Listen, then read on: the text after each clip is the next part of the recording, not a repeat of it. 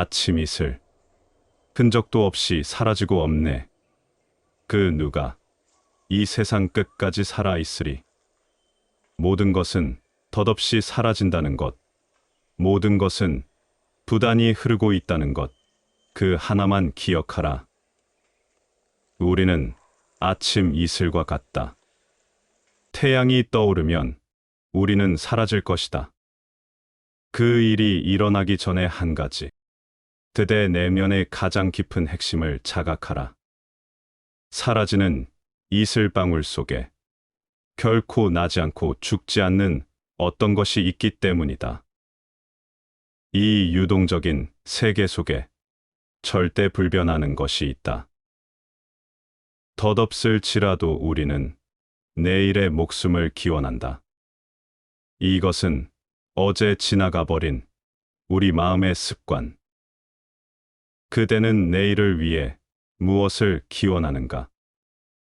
한 번이라도 그것을 생각해 본 적이 있는가? 그것은 그저 어제의 반복일 뿐이다.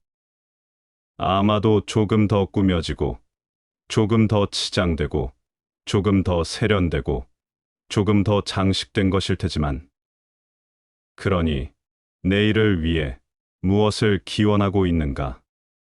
그대의 어제를 기원할 것이다. 그러면 어제는 어땠는가? 그대는 어제 진정으로 행복했는가?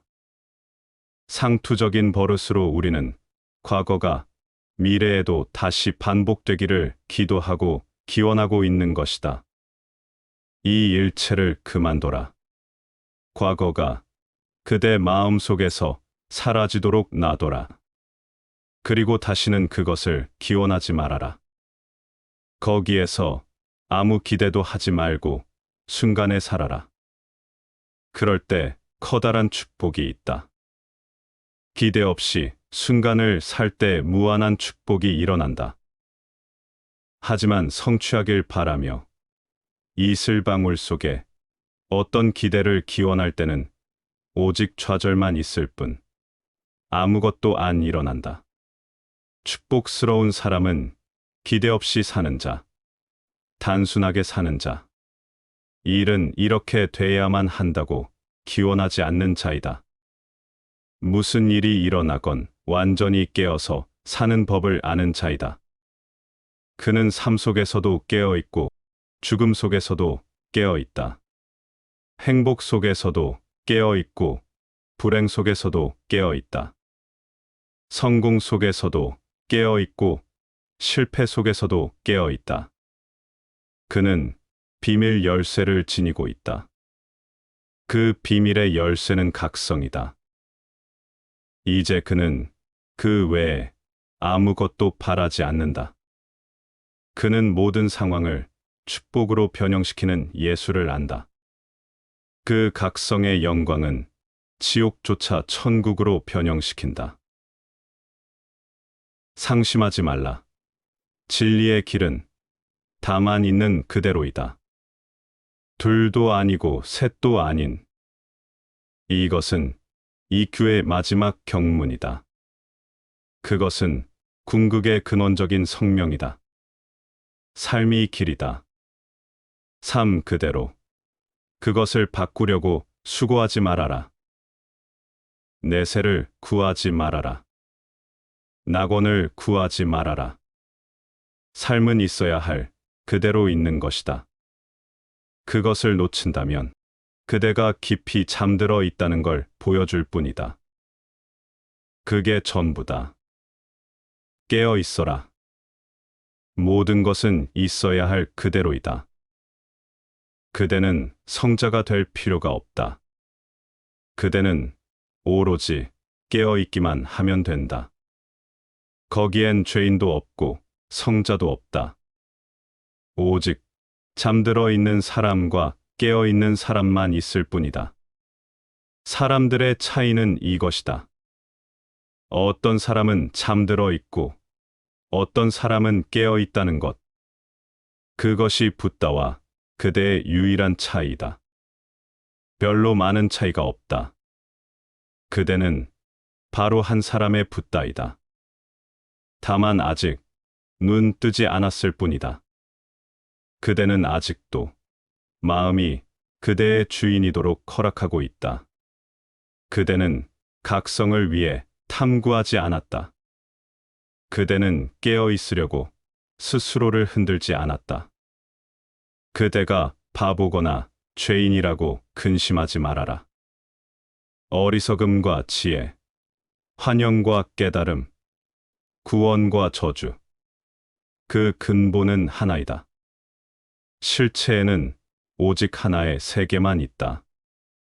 아무리 우리가 그것을 과학적인 것과 시적인 것, 유한한 것과 무한한 것, 절대적인 것과 상대적인 것, 이것과 저것으로 나눈다 해도 말이다. 이 구별들은 모두 마음의 일이다. 세계는 하나이다. 그것이 선하든 악하든, 지옥이든 천국이든 세계는 하나이다. 이것이 존재하는 유일한 세계이다. 필요한 일체는 이 세계를 자각하는 것, 햇빛을 자각하는 것, 나무의 푸름을 자각하는 것, 새들과 차들의 소음을 자각하는 것, 그대 주변의 사람들을 자각하는 것, 그대 자신을 자각하는 것이다. 붓다라는 말은 곧 깨어있는 사람, 깨어난 사람이란 뜻이다. 그 차이를 보라. 다른 종교는 그대에게 착한 사람이 되라, 도덕적이 되라, 성자가 되라고 말한다. 다른 종교들은 그대를 죄인으로 비난한다. 본연의 그대를 무가치한 존재로 비난한다. 불교는 비난하지 않는다. 불교에는 원죄라는 개념이 없다. 불교는 그대에게 성자가 되라고 가르치지 않는다. 왜냐하면 그대가 뭘 하겠는가? 성자가 되고 싶다 해서 그대가 뭘 할 수 있겠는가? 이른바 죄라는 것들을 억압할 것이다. 그러나 억압된 것들은 그대의 무의식 속에 쌓일 것이다. 그들은 그대를 떠나지 않을 것이다. 그것들은 안에서 들끓을 것이다. 그것들은 그대를 미치게 하고 타락으로 몰고 갈 것이다. 어찌 그대가 성자가 될 수 있겠는가? 그대가 뭘 할 수 있겠는가? 그대가 화가 났다 하자.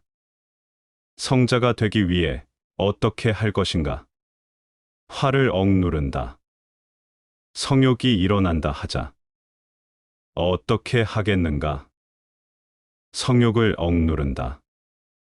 하지만 성욕은 그대로 있을 것이다. 그것은 억압된 상태로 그대의 뿌리로 더 깊숙이 들어가 그대 일생의 독소가 될 것이다. 그것은 타락의 방식으로 발산되기 시작할 것이다. 그것은 뒷문으로 들어와 그대를 지배하기 시작할 것이다. 억압한다고 해서 그대 인생이 변형되지는 않을 것이다. 불교에는 죄에 대한 개념이 없고 성인에 대한 개념이 없다. 불교는 말한다. 단순히 해야 할 게 한 가지 있다. 사람들은 줄곧 잘못을 행하는데 그들이 나빠서가 아니라 잠들어 있어서이다. 차이점을 보라. 어떻게 잠들어 있는 사람에게 바른 일을 하기를 기대할 수 있겠는가? 사람들은 몽유병 환자 같다. 잠자면서 걸어가는 사람을 본 적이 있는가? 그런 사람들은 수없이 많다. 잠 속에서 걸을 때는 자연히 뭔가에 걸려 넘어질 수 있다. 어쩌면 벽에다 머리를 부딪힐지도 모르는데 그를 죄인이라고 하지는 않을 것이다. 그대는 그를 비난하지 않을 것이다. 그를 영원한 지옥에 보내지 않을 것이다. 그것은 너무나 잔혹해 보인다. 할 수 있는 건 그를 깨우는 일이다.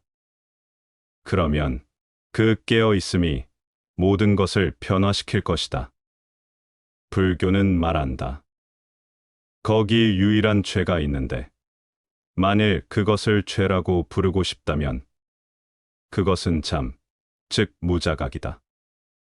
그리고 거기 유일한 미덕이 있는데, 그것을 덕이라고 부르고 싶다면, 그것은 각성, 즉 깨어 있음이다.